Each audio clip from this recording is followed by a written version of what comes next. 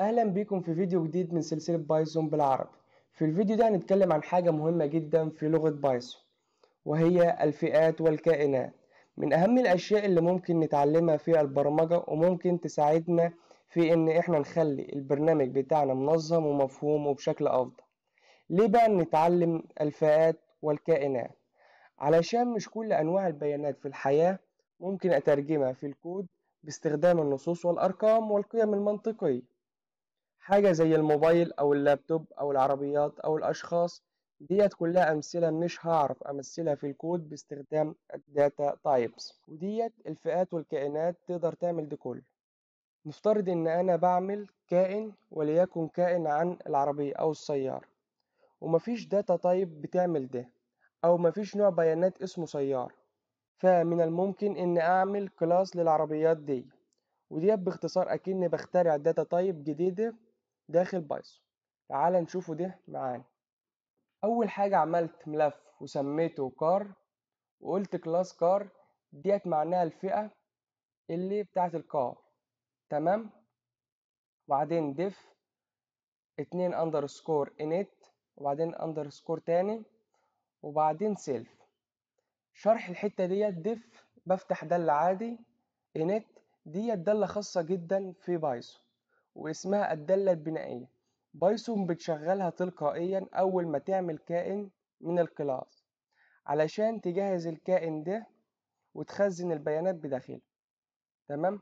والسيلف دي بتكون مرتبطة معاه على طول. تمام. وبعدين بتحط جنبها البارامتر اللي انت عايز توصف بيه الكلاس ده. تمام. أول بارامتر عندي سميته براند، تاني بارامتر عندي سميته الموديل، تالت بارامتر عندي سميته اليير.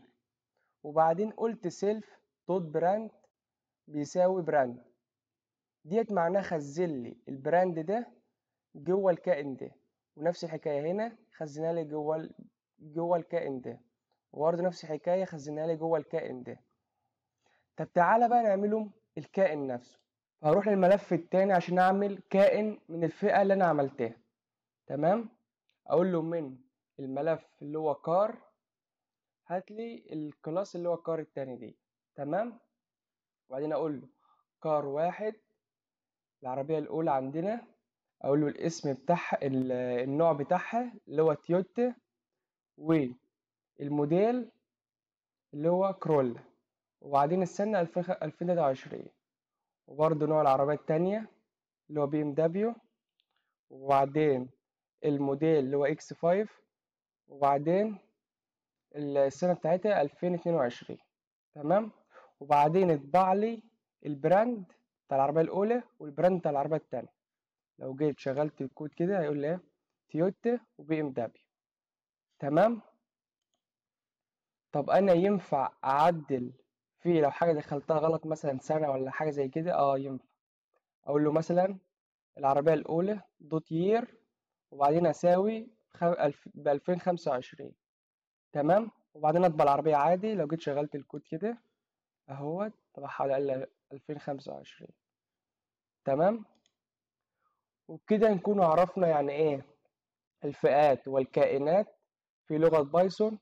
لو عجبك الفيديو متنساش تعمل لايك واشتراك في القناة، والسلام عليكم ورحمة الله وبركاته.